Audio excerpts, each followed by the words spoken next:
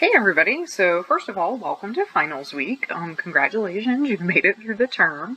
And I know that having the persuasive essay to complete in the very last week can feel like a little bit of an uphill climb. And so I wanted to make this video to go over with you one more time what the persuasive essay is supposed to do. And I know I uploaded those slides a couple of weeks ago that talked about the essay, and I re-uploaded them again this week for you, but I know that sometimes just looking over the slides can feel a little weird if you don't have an example to examine. So I wanted to put this example written by a student in another of my courses at a different school, who told me that I could use his paper as an example, and I want you to see this because it's written by a student. And so you can look at it and know this is about the level on which I should be able to write. This isn't somebody who's a professional writer. It's not someone who's spent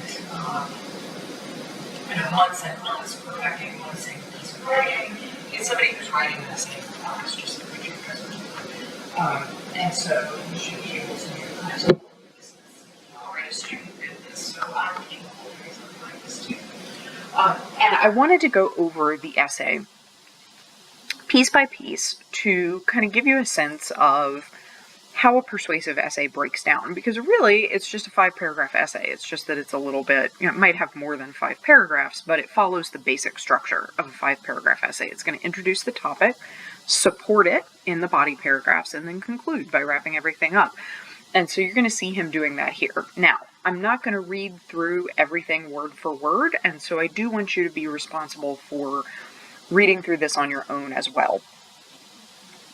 So that you can really take a look at what he's done. But I've highlighted some of the parts that I'm going to talk about, so you'll be able to go back and reference them. So the first thing I wanted to talk about is the way that he uses his introduction to get the reader interested in the topic. So he begins his essay by saying, if you or a loved one suffered from a disorder, ailment, or disease, and there was a proven way to safely treat it, wouldn't you want to at least be able to explore that option? So I don't quite know what his topic is yet, but I do know that I'm interested, because my answer to that question is, of course I would. That if there's a proven way to treat something and somebody I care about is suffering from that thing, I want them to be able to get access to that help.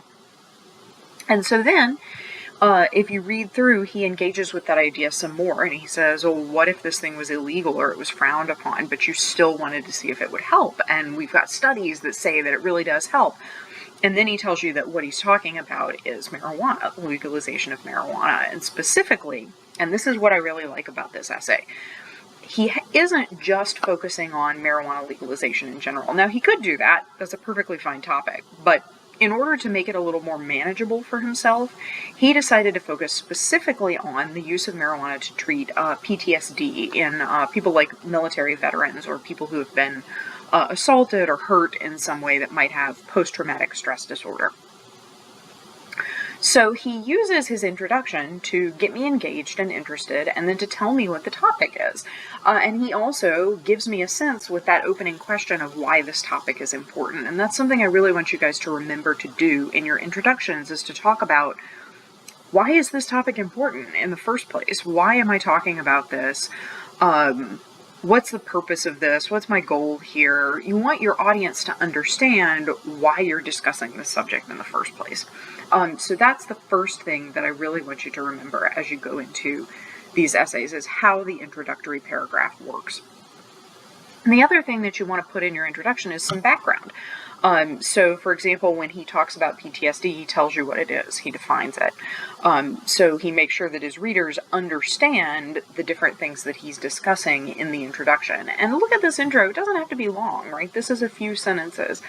It's just enough to get me interested, to give me a little bit of background so that I know what he's talking about, and to show me why it's important. And then he has his thesis statement, right? And I've highlighted that down here in yellow. His thesis statement presents his argument. Marijuana should be used to treat PTSD.